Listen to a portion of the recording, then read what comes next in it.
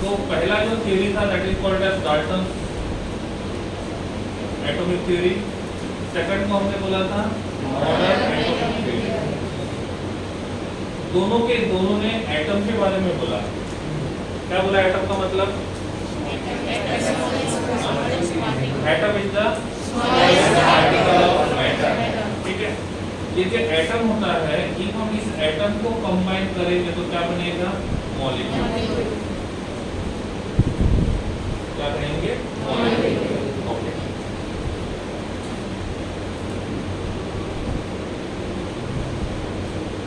Hydration, hydrolysis, क्या आ रहा है ना मोबाइल में पूरा?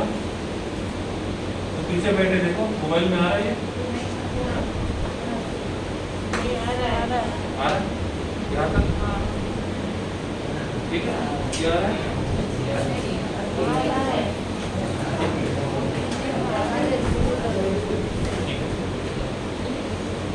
ठीक है, तो हाइड्रेशन और हाइड्रोलिसिस, इसके पहले कितने लोगों ने हाइड्रेशन का नाम सुना है? कितने लोगों ने हाइड्रेशन का नाम सुना है? कितने लोगों ने हाइड्रोलिसिस का नाम सुना है? Hydrolysis, okay good. कितने लोगों को हाइड्रेशन हाइड्रोलिसिस दोनों का मतलब पता है? हाइड्रेशन हाइड्रोलिसिस, कुछ वर्ड्स ऐसे होते हैं साइंस में जिनके बिना साइंस पढ़ना इम्पॉसिबल होता है, वैसे ये दोनों है, हाइड्रेशन और हाइड्रोलिसिस। ओके, समर सीजन में तबीयत ठीक नहीं लग रही है, वीकनेस लग रहा है, लूज लग रहा है, डॉक्टर के पास जाते हैं, डॉक्टर बोलता है डिहाइड्रेशन हो गया। होता है कुछ नहीं, आज से जाने के बाद मस्त धूप में खेलना, तबीयत ठीक हो जाएगी। सही? क्या बोलता है? रेस्ट करना। उन्होंने डिहाइड्रेशन नाम का वर्ड यूज किया, मतलब वो बोलते हैं ना डिहाइड्रेशन हुआ है, फिर वो कुछ लिक्विड देगा, वो बोला जितना ज्यादा हो सके ज्यादा उतना लिक्विड लेने के लिए बोलता है। तो डिहाइड्रेशन हुआ मतलब एग्जैक्टली क्या हुआ? बॉडी के अंदर का वाटर का क्वांटिटी कम हुआ। तो कहीं से भी जब वाटर का क्वांटिटी कम होता है, कहीं से भी जब वाटर का क्वांटिटी कम होता है, इसका मतलब वहां पे होता है डिहाइड्रेशन। तो किसी भी बॉडी में से वाटर को रिमूव करते हैं तो उस प्रोसेस को बोलते हैं डिहाइड्रेशन। तो किसी बॉडी में जब वाटर को ऐड करेंगे तो उसको क्या बोलेंगे? हाइड्रेशन। तो हाइड्रेशन का मतलब होता है एडिशन ऑफ वाटर मॉलिक्यूल। तो हाइड्रेशन और हाइड्रोलिसिस दोनों का मतलब होता है एडिशन ऑफ H2O। क्या होता है? Addition of H2O। फिर मन में क्वेश्चन आता है, इफ बोथ आर सेम, फिर दोनों नाम अलग अलग क्यों है? जब हाइड्रेशन और हाइड्रोलिसिस दोनों एक है तो दोनों को अलग अलग नाम से रिप्रेजेंट क्यों किया है? ठीक है, इसका मतलब हम रेगुलर लाइफ में भले ही हाइड्रेशन और हाइड्रोलिसिस को सेम तरीके से यूज करते होंगे, लेकिन रियल में ऐसा नहीं है। कभी बोलते मेरे पास के पैसे खत्म हो गए, तो बोलते मेरे पास के रुपए खत्म हो गए। पैसे रुपए दोनों सेम है डिफरेंट है? सेम है डिफरेंट है? सेम है। वैसे ही हाइड्रेशन और हाइड्रोलिसिस दोनों वर्ड्स हम लोग यूज करते हैं, लेकिन दोनों वर्ड सेम नहीं है, उन दोनों का मतलब भी अलग अलग है। एग्जाम्पल के लिए मैंने यहाँ पे यूज किया NaCl। क्या यूज किया? NaCl। और इसका रिएक्शन करेंगे वाटर के साथ, क्या मिलेगा? क्या मिलेगा? NaCl का रिएक्शन करेंगे वाटर के साथ। NaCl को जब तोड़ेंगे तो क्या मिलेगा? Na+ और Cl-। जब वाटर को तोड़ेंगे तो क्या मिलेगा? H+ और Cl, सॉरी, H+ और OH-। ठीक है, सिंपल क्वेश्चन पूछे हैं, आंसर आप खुद दोगे तो अच्छा रहेगा, नहीं तो मुझे आपको खड़ा करके पूछना पड़ेगा। ठीक है, दो ऑप्शन आपके पास है। तो NaCl का सेपरेशन किया तो क्या मिला? Na+ और Cl-। वाटर का सेपरेशन किया तो क्या मिला? पॉजिटिव चार्ज को अट्रैक्ट करेगा या पॉजिटिव नेगेटिव को? तो मैच द पेयर भी ऐसे ही होता है, पॉजिटिव को नेगेटिव के साथ पेयर करो, नेगेटिव को पॉजिटिव के साथ, आता है मैच द पेयर। अब Na+ जाएगा OH के साथ, क्या बनेगा? Very good. H+ जाएगा Cl के साथ, क्या बनेगा? Very good. तो मिल गया प्रोडक्ट, यहाँ पे मिल गया NaOH और यहाँ मिल गया HCl। क्या इस रिएक्शन में हमने वाटर को ऐड किया? क्या इस रिएक्शन में मैंने वाटर को ऐड किया? ओके, कहाँ पे ऐड किया? जब वाटर को NaCl, यहाँ पे NaCl अकेला है, अरे एक ही है ना NaCl, ये Na+ ये Cl- ऐसा तो अकेला है ना। तो जब NaCl में वाटर को ऐड किया तो Na+ को अलग किया, Cl- को अलग किया, तो मैं बोल सकता हूँ वाटर को ऐड करने के टाइम पे हमने NaCl को 2 पार्ट में डिवाइड किया, बोल सकता हूँ? क्या बोला? वाटर को जब NaCl के साथ रिएक्शन किया वाटर की, तो NaCl को कितने पार्ट में डिवाइड किया? 2 पार्ट में। समझ रहे? 2 पार्ट में डिवाइड हुआ, हाथ फ्रैक्चर हुआ है, यहाँ से एक टुकड़ा वहां पड़ा है और यहाँ इमेजिन करना, तो इसका मतलब ये 2 पार्ट में डिवाइड हुआ नहीं हुआ? अरे हाँ या नहीं, उतना तो बोलो। किसी ने पूछा मेरे बॉडी के कितने पार्ट्स हो गए? यहाँ पे वहां पे कितने पार्ट्स हो गए? 2 पार्ट में डिवाइड हुआ नहीं हुआ? हो गया कोई एक्सीडेंट और मेरी बॉडी 2 पार्ट में डिवाइड हो गई, बीच में से नहीं हुआ। ठीक है। सेकंड कंडीशन, और फ्रैक्चर हुआ, ब्रेक हुआ, लटक रहा है। अब मैंने बोला मेरा बॉडी 2 पार्ट में डिवाइड हुआ, और टूटा है ना बोन, लेकिन बॉडी 2 पार्ट में डिवाइड हुआ क्या? पहले वाले कंडीशन में बोन टूटा, बॉडी कितने पार्ट में डिवाइड हुआ? समझ में आ रहा है ना? ये इमेजिन कर रहे हैं, ठीक है? उम्मीद नहीं करना कि ऐसा होना चाहिए, ठीक है? अच्छा रहेगा मेरे लिए, आप लोगों के लिए पता नहीं। तो ये इस प्रकार से वाटर को जब NaCl में ऐड किया तो NaCl को 2 पार्ट में डिवाइड किया। दूसरा एग्जांपल यहाँ लिखता हूँ मैं, CH2 यहाँ पे मैंने वाटर को ऐड किया, ठीक है? और यहाँ पे मुझे मिला CH3 attached to CH2 attached to OH, ठीक है? अभी आप इतना केमिस्ट्री नहीं पढ़े हो, मतलब मेरे साइड से, कि आप ये हर एक चीज अच्छे से समझ सको, जितना हो सके उतना समझाने की कोशिश करूंगा इस लेवल पे, ठीक है? At the end of the 12th ये सब कुछ क्लियर हो जाएगा, क्योंकि मुझे नहीं पता अपने 10th में क्या किया, 9th, ठीक है?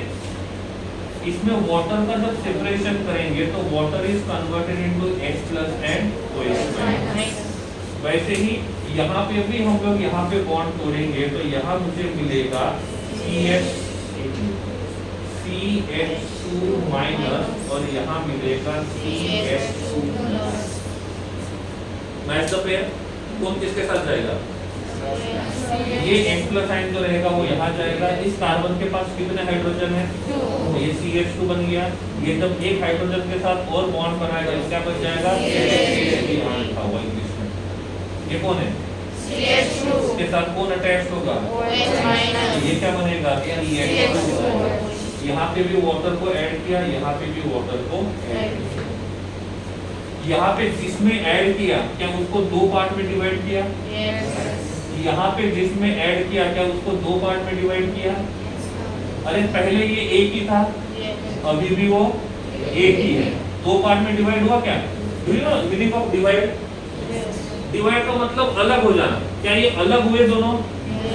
अरे अलग हुए क्या? नहीं हुए ना।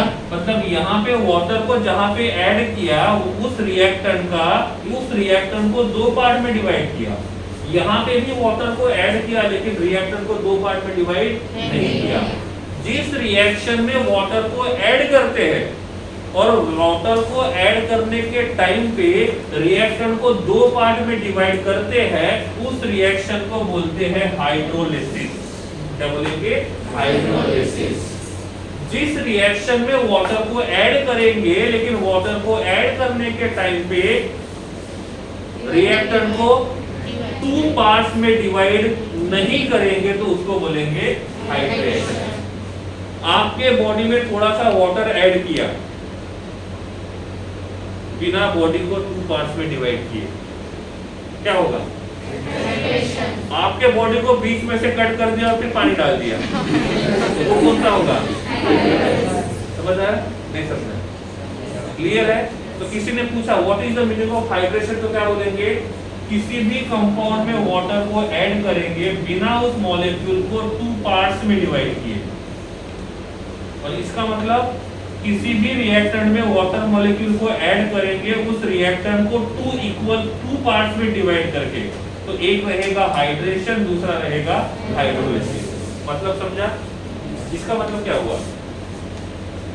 Addition of water molecule without breaking molecules into two parts. इसका मतलब addition of water molecule with breaking of reactant into two parts. English में आती है लेकिन हिंदी थोड़ा अच्छा है। ठीक है, क्या लिखोगे? चल आउटली एडिशन ऑफ वाटर मॉलिक्यूल, वो रेस जैसे होता है, स्टार्टिंग में पूरा रेडी, दो कदम पहले मतलब पहले तो जोश बहुत होता है, यहाँ पे भी ऐसे एडिशन ऑफ और एंड तक कोई पहुंचा ही नहीं। क्या मतलब होगा इसका? Addition of water molecule without dividing reactant into two parts. Addition of water molecule by dividing reactant into two parts. बस इतना सा तो है, लिखो फिर। ये इतना ही लिखना है, हाइड्रेशन हाइड्रोलिसिस, बाकी सब कुछ नहीं।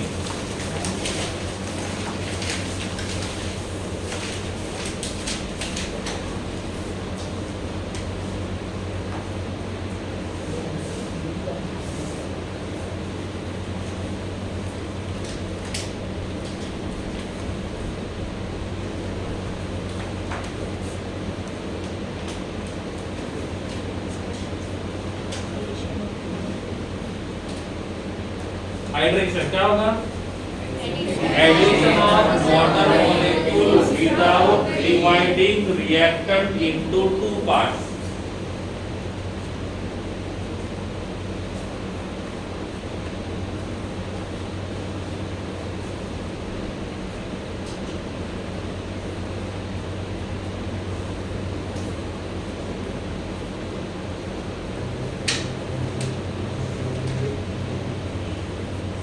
Addition of water molecule without dividing reactants into two parts। उसका उल्टा क्या होगा? क्या Addition of water molecule by dividing reactant into two parts। Very good, आ गया आपको तो 20 मिनट लगे उसके लिए।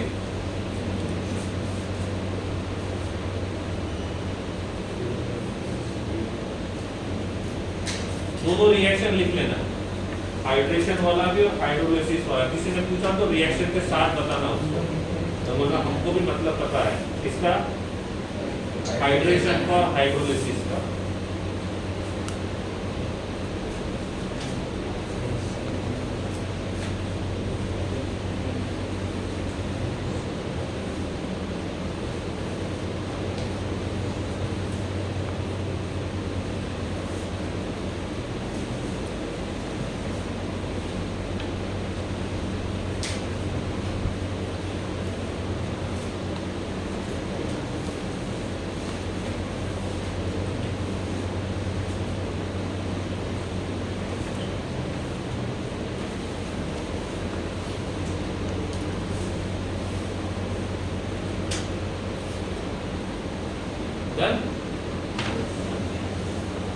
हो गया?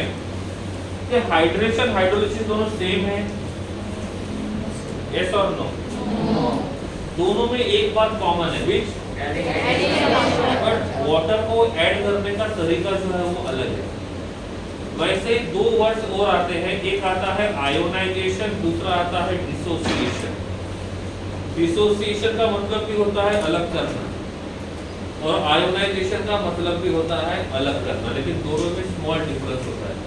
जैसे इन दोनों में स्मॉल डिफरेंस है, लेकिन बोलने के टाइम पे हम हाइड्रेशन को हाइड्रोलिसिस बोलते हैं और हाइड्रोलिसिस को हाइड्रेशन बोलते हैं। बोलने के टाइम पे हम कुछ भी बोलेंगे रेगुलर, लेकिन रियल में ऐसा नहीं है। इन दोनों के बीच में छोटा सा डिफरेंस है, वो अभी मैंने बताया। कॉपी क्लोज करो। वैसे ही मॉलिक्यूल और कंपाउंड, इन दोनों में छोटा सा डिफरेंस है। और ये क्या होता है, मैंने 2 लेक्चर पहले आपको बताया था, 2 या 3 लेक्चर पहले। इसमें एटम्स रहेंगे, ये एलिमेंटल स्टेट वाला है और ये कॉम्बिनेशन ऑफ एलिमेंट्स है। लेकिन बोलने के टाइम पे मॉलिक्यूल को कंपाउंड कहा जाता है और कंपाउंड को मॉलिक्यूल कहा जाता है। वाटर जो है वो तो कंपाउंड है, लेकिन बोलने के टाइम पे बोलते हैं वाटर मॉलिक्यूल। क्या बोलते हैं? Water molecule. CO2 जो है ये कंपाउंड, लेकिन बोलते हैं कार्बन डाइऑक्साइड का मॉलिक्यूल। मतलब दोनों बातें अलग है, लेकिन बोलने के टाइम पे दोनों को सेम मान के चलते हैं। ठीक है, तो ये दोनों के दोनों डिफरेंट है, लेकिन बोलने के टाइम पे सेम बोलते हैं। ठीक वैसे ही जैसे हाइड्रेशन और हाइड्रोलिसिस दोनों अलग है, लेकिन बोलने के टाइम पे दोनों को सिमिलर वे से ही बोला जाता है। ठीक है, तो इस बात का ध्यान रखना है।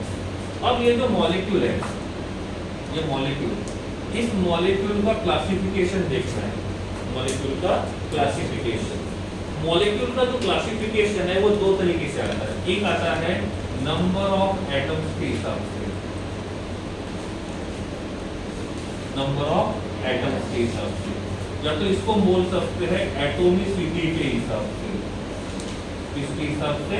एटॉमिसिटी के हिसाब से।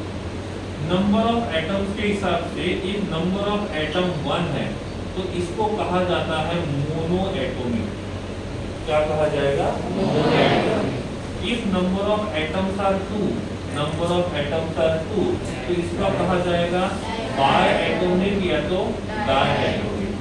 नंबर ऑफ एटम्स 3 रहेंगे तो इसको कहा जाएगा tri atomic. Number of atoms 4 रहेंगे तो इसको कहा जाएगा टेट्रा एटॉमिक। और बहुत ज्यादा रहेंगे तो इसको कहा जाएगा पॉली एटॉमिक। क्या कहा जाएगा? Poly atomic. पेंटा आएगा, हेक्सा आएगा, हेप्टा आएगा, वो आगे आएगा, लेकिन उसका इतना काम नहीं पड़ेगा, ये सफिशिएंट है। So this classification is on the basis of number of atoms present in a molecule, और number of atoms present in a molecule को कहा जाता है एग्जांपल बता दो थोड़ी देर के बाद। सेकंड क्लासिफिकेशन है on the basis of types of atoms, types of atoms, मतलब कितने टाइप के एटम्स है। एक ही टाइप के एटम है तो इसको कहा जाता है होमो एटॉमिक। क्या कहा जाएगा? होमो एटॉमिक। इफ 2 टाइप के एटम्स रहेंगे तो इसको कहा जाता है बाइनरी मॉलिक्यूल। क्या कहा जाएगा? Binary molecule. 3 टाइप के एटम्स रहेंगे तो इसको कहा जाएगा ट्राइनरी मॉलिक्यूल। 4 टाइप के एटम्स रहेंगे तो इसको कहा जाएगा quaternary.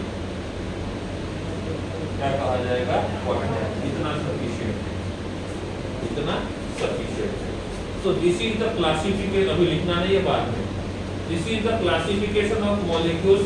First one on the basis of number of atoms present in a molecule, and second number of types of atoms present in a molecule.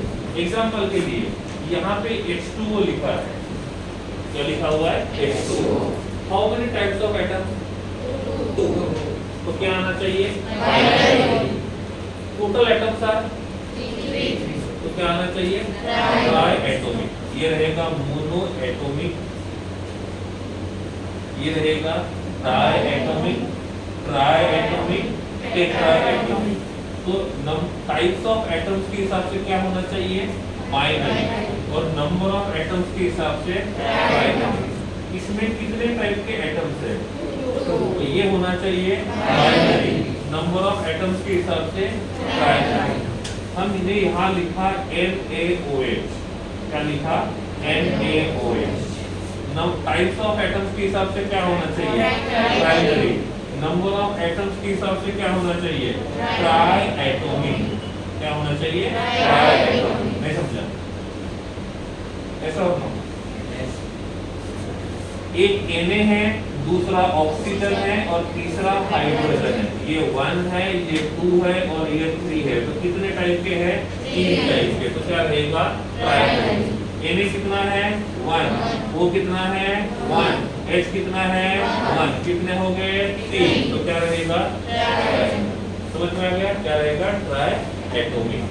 Suppose मैं यहाँ लिखता हूँ H2CO3। क्या लिखा? H2CO3। How many types of atoms are there? 3. So first one is hydrogen, second is carbon, and third one is oxygen. 3 types of atoms. Triad.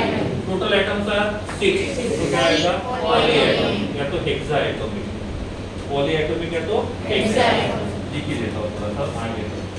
5 रहेगा तो पेंटा, 6 रहेगा तो हेक्सा और 7 रहेगा तो हेप्टा या तो सेप्टा, कोई भी चलेगा। ठीक है, अब तो पॉली की बात ही नहीं है। Suppose I am writing here H2SO3 according to types of atoms. पक्का? ट्राई हेक्सा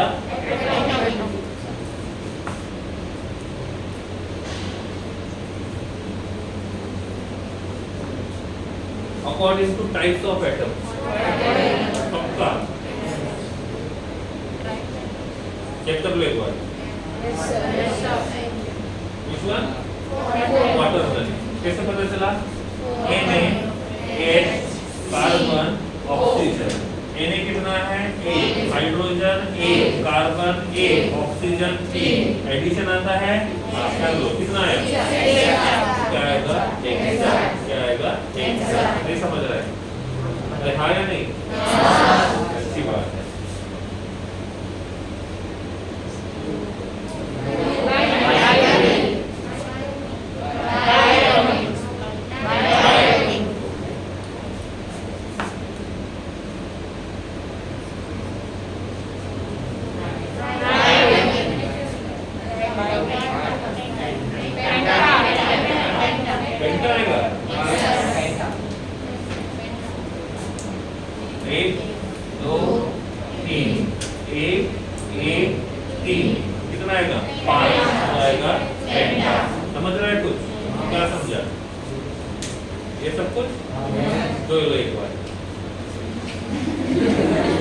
समझ में आती है ना? तो वो भी सिखाना पड़ेगा। मराठी आती है? नहीं। सिखाते हैं मराठी? मुझे आती है। किसको आती है?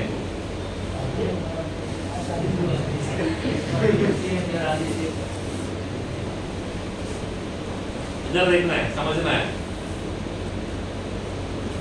डाउट है तो पूछना है। तो मेरे डाउट तो होते ही थे लेक्चर शुरू होने के पहले।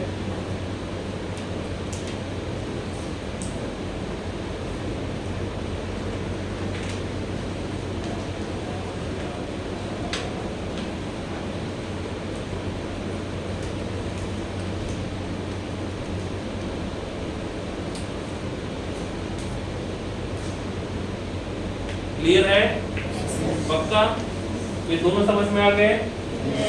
ये क्लियर है? Example sir okay? Done? Write down. जो समझा है, जैसा समझा है लिख लेना है, क्योंकि मंडे को आपको ही बताना है, जब मैं क्वेश्चन पूछूंगा। अब कैसे लिखना है वो आप डिसाइड कर लो।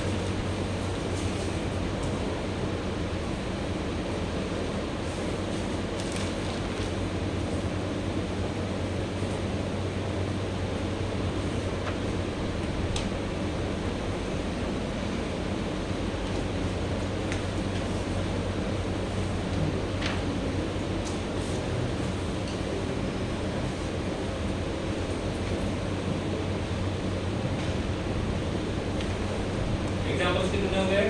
3 3 6 7 8। क्लियर?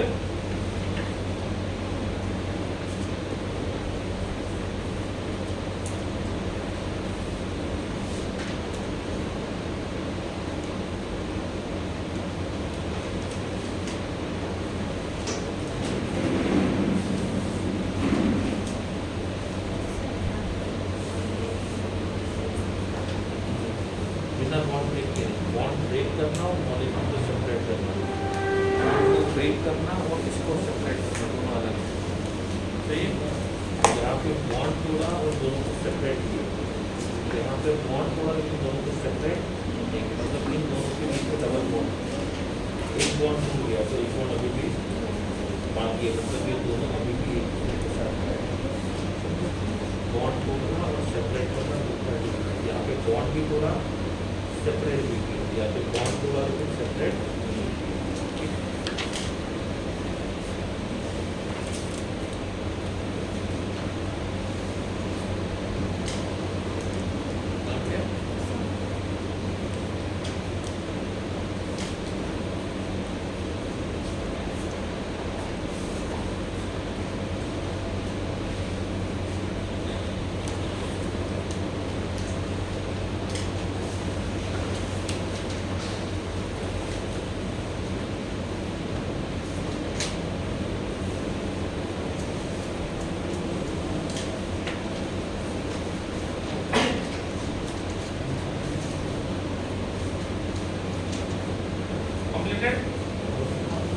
अब जितने भी हमने यहाँ पे देखे हैं नंबर ऑफ एटम्स के हिसाब से और टाइप्स ऑफ एटम्स के हिसाब से, लेकिन आगे जो काम पढ़ने वाला है हमको वो टाइप्स ऑफ एटम के हिसाब से, मतलब अभी तो हम जाएंगे टाइप्स ऑफ एटम्स के हिसाब से, और उनमें से हमको जिसका काम पढ़ने वाला है वो है बाइनरी।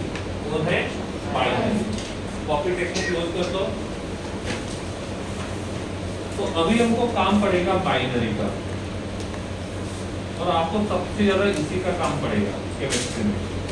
तो इफ आपको कोई पूछता है what is the meaning of binary molecule, तो आपका आंसर क्या होना चाहिए? The molecule which consist of types of atoms. सही बोला गलत? पक्का ना? ओके। तो इस बाइनरी मॉलिक्यूल का डेफिनेशन रहेगा the molecule which made up of to types of atoms. If मतलब ये दो का बना हुआ है, कितने का? दो। दो में से एक ऑक्सीजन है। कौन है? ऑक्सीजन। तो इस मॉलिक्यूल को कहा जाएगा ऑक्साइड। क्या कहा जाएगा? ऑक्साइड। दो में से एक हाइड्रोजन है, तो इसको कहा जाएगा हाइड्राइड। क्या कहा जाएगा? हाइड्राइड। दो में से एक नाइट्रोजन है, तो इसको कहा जाएगा नाइट्राइड। दो में से फॉस्फोरस है,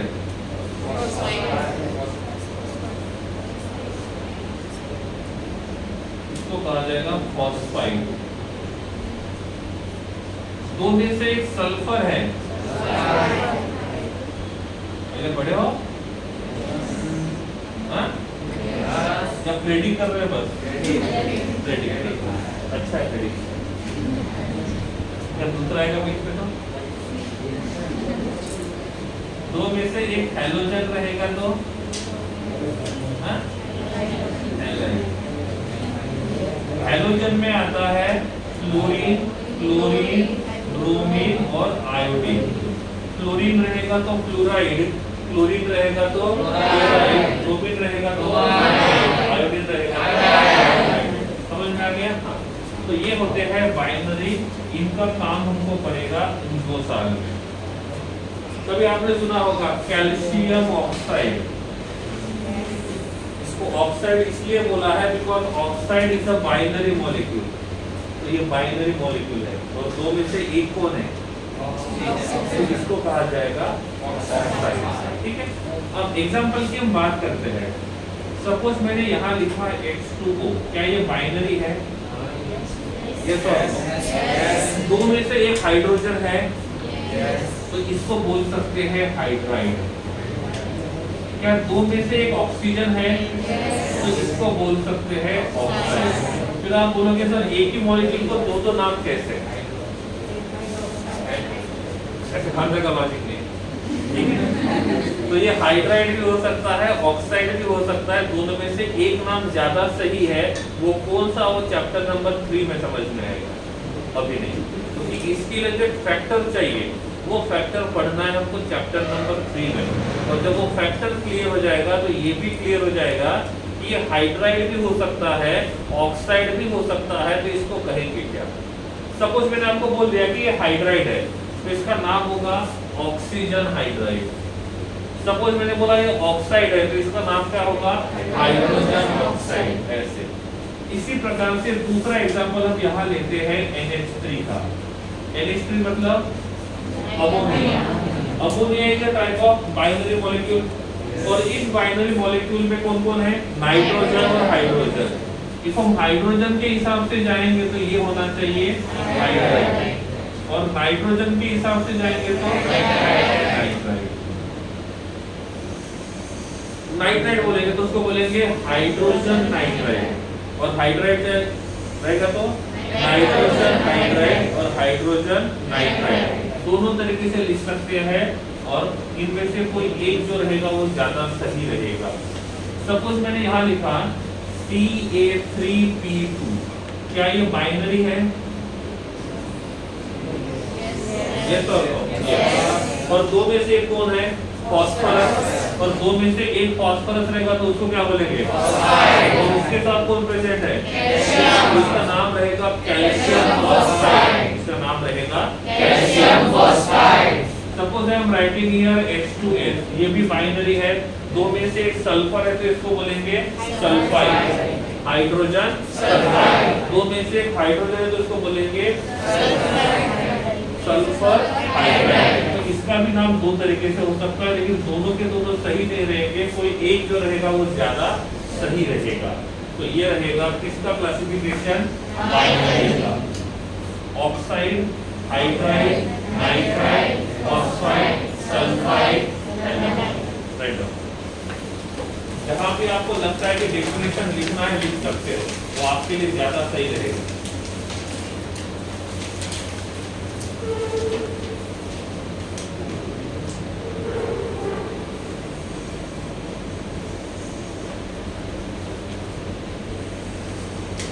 बाइनरी मॉलिक्यूल, मुझे पता है मैंने यहाँ पे बाइनरी लिखा तो आप भी वही लिखोगे, पूरा नहीं लिखोगे, और फिर 4 दिन के बाद बोलोगे क्या बाइनरी।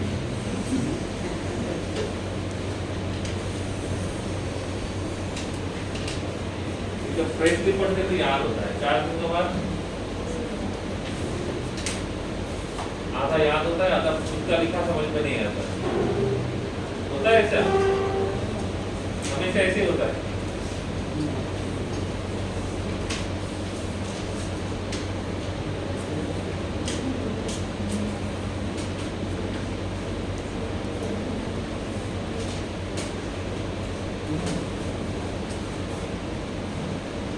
सपोज मैं आपको बोल दूं कि ऑक्साइड का डेफिनेशन लिखो, तो क्या लिखोगे? क्या लिखोगे ऑक्साइड का definition?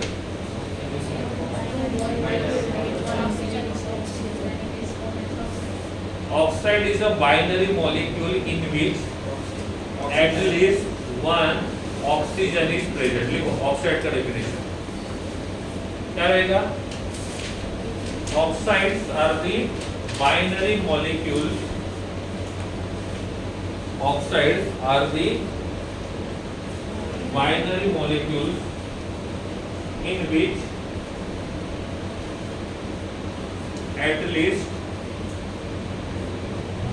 one oxygen is present. Oxides are the binary molecules in which at least one oxygen is present. ये किसका हो गया? ऐसा ही, ऐसा ही, फिर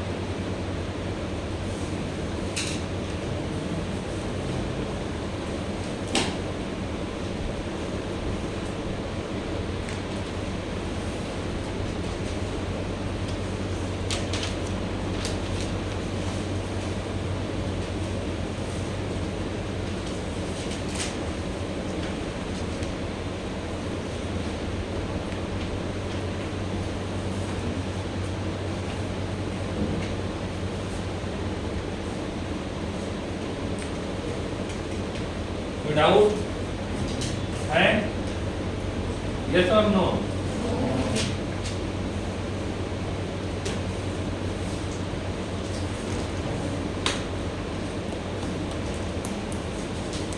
देखिए हो गया, चलो ध्यान दो, कॉपी क्लोज करो।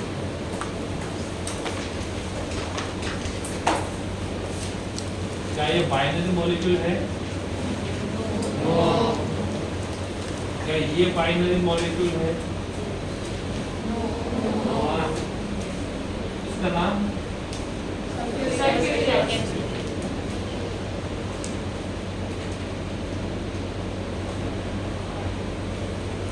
एसिड। क्यों एसिड है? इसलिए ये कौन है?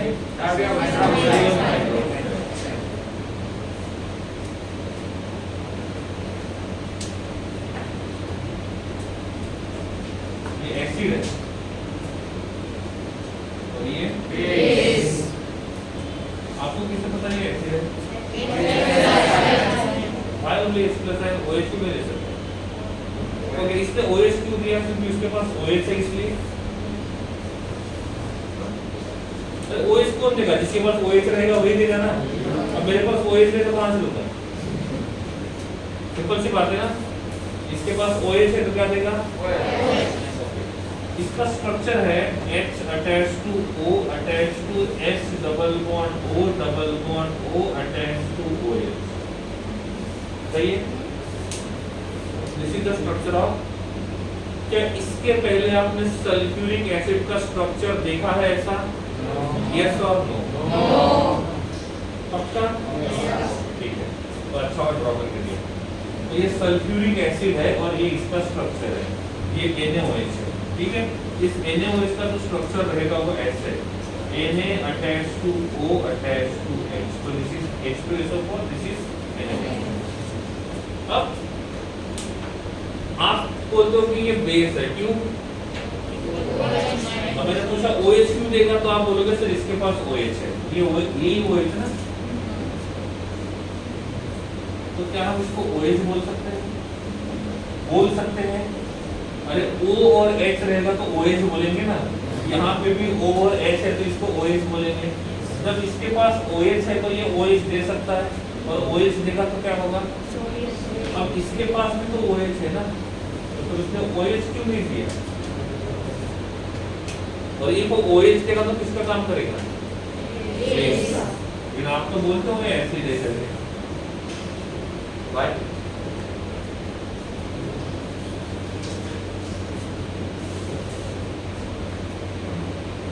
क्यों? मैंने बोला वो सही है गलत है? देखो इसके पास OH है तो आपने माना कि ये OH देगा, तो इसके पास भी तो OH है ना। मैं इसको ऐसे भी लिख सकता हूँ ना, SO2, ये दो। इधर क्या बाकी है? OH। इधर क्या बाकी है? OH। तो मैं यहाँ लिखूंगा OH/2। लिख सकते हैं, रिप्रेजेंटेशन दोनों पॉसिबल है, ये भी पॉसिबल है, ये भी पॉसिबल है। इसको ऐसा भी लिखा जाता है क्योंकि इसके पास OH है, तो फिर इसके पास OH होने की वजह से सपोज मैं यहाँ लिखता हूँ MgOH/2, तो इसको क्या बोलोगे? एसिड है बेस? क्यों? क्योंकि इसके पास OH है, तो इसके पास भी तो OH है ना। फिर ये एसिड क्यों है, बेस क्यों नहीं है? जब आपको ये पढ़ाया गया तब आपने कभी सोचा नहीं ऐसे, या बस बोला और आपने मान दिया?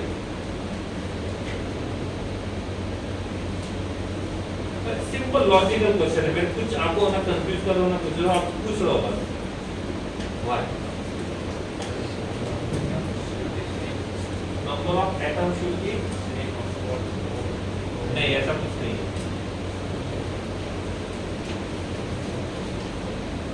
कोई थोड़ा सा लॉजिक लगाएगा तो अच्छा लगेगा।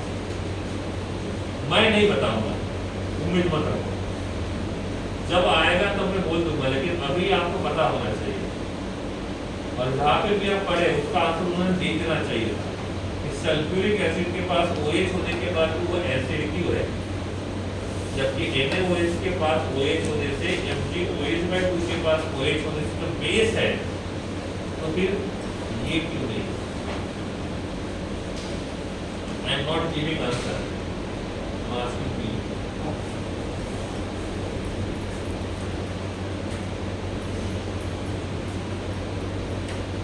लगवा थोड़ा सा जोर दिमाग में।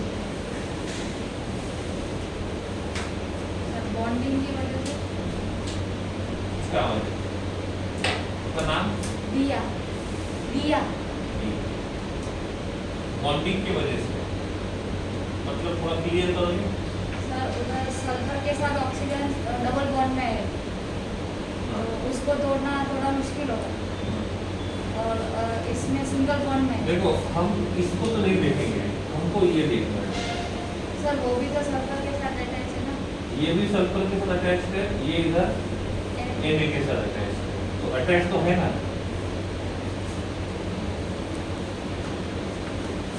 Sir, it is fulfilling the valency of sulfur, hydrogen, oxygen. Valency तो वैसे भी फुलफिल ही रहेगा, कोई प्रॉब्लम नहीं, वैलेंसी में कोई दिक्कत नहीं है। वैलेंसी इधर और अच्छा लगा, तो मैंने ट्राई किया, थोड़ा सा ट्राई करो, आप थोड़े बहुत नजदीक पहुंच गए।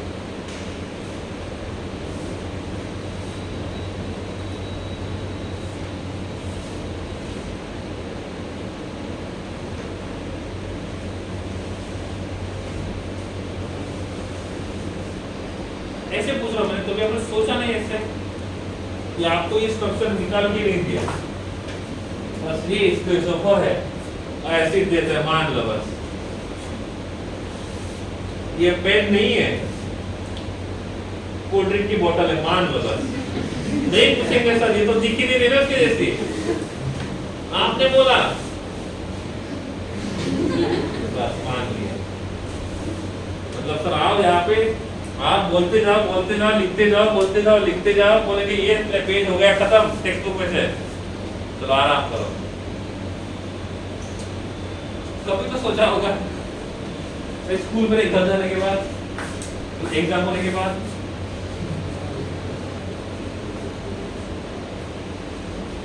How many types of bonds, इसमें नहीं नॉर्मली कितने टाइप के बॉन्ड्स होते हैं? बॉन्ड्स नाम सुना है? Bond Yes. कितने टाइप के होते हैं? कौन से? आयोनिक, मेटालिक, दैट्स ऑल, तो मैंने ही बताया था।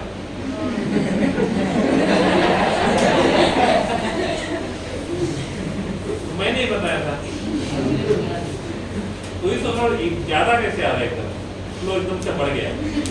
कोई बात, 3 टाइप के बॉन्ड्स होते हैं, आयोनिक, कोवैलेंट और मेटालिक। अब जो आयोनिक बॉन्ड होता है वो किसके बीच में होता है?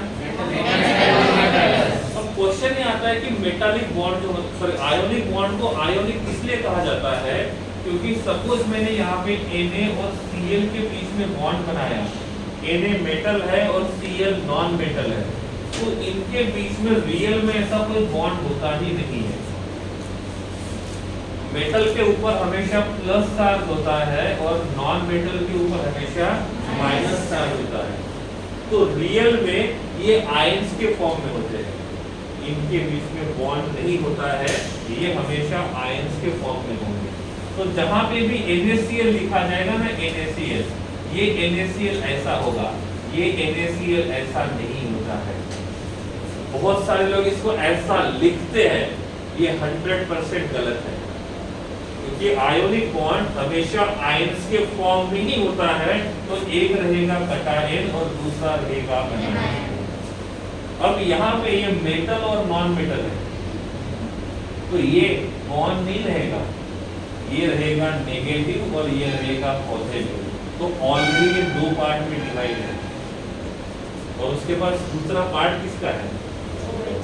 OH का, और टुकड़ा करके पहले ही दे दिया है किसका? और इसलिए ये क्या देता है? OH, क्या देता है? OH। यहाँ पे रेजोनेंस वाला कंसेप्ट आता है, नाम सुना है रेजोनेंस? ट्यूशन क्लास नहीं, कंसेप्ट रेजोनेंस। एक रेजोनेंस और दूसरा इलेक्ट्रोनेगेटिविटी, नाम सुना? इलेक्ट्रोनेगेटिविटी, इलेक्ट्रोनेगेटिविटी सुना होगा 10th स्टैंडर्ड में, भले आप ना बोलो, मुझे पता है। इलेक्ट्रोनेगेटिविटी आया होगा, किसमें पता है?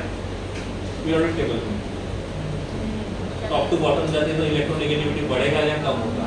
तो यहाँ पे जो रीजन है वो इलेक्ट्रोनेगेटिविटी, और इलेक्ट्रोनेगेटिविटी कम होने की वजह से यहाँ से हाइड्रोजन जाएगा और ये बॉन्ड पहले से टूटा हुआ है तो यहाँ से OH। अभी भी इतना याद रखो, आगे जाके ये सब कुछ समझेंगे। मिनिमम 4 चैप्टर जब तक क्लियर नहीं होते, 4 या 5 चैप्टर पहले केमिस्ट्री के, तब तक पूरी केमिस्ट्री समझने में दिक्कत आएगी। तो वैसे ही ये वाला हो जाएगा, ठीक है। तो इसमें रीजन आएगा इसका इलेक्ट्रोनेगेटिविटी कम होता है और इसलिए ये बॉन्ड जल्दी टूटता है। इसमें ये बॉन्ड पहले से टूटा हुआ है, इसलिए वो क्या देगा हमको? OH देगा। इसलिए NaOH जो है वो बेस है और सल्फ्यूरिक एसिड जो रहेगा वो एसिड है। बंद कर दो, निकाल दो। हॉलीडे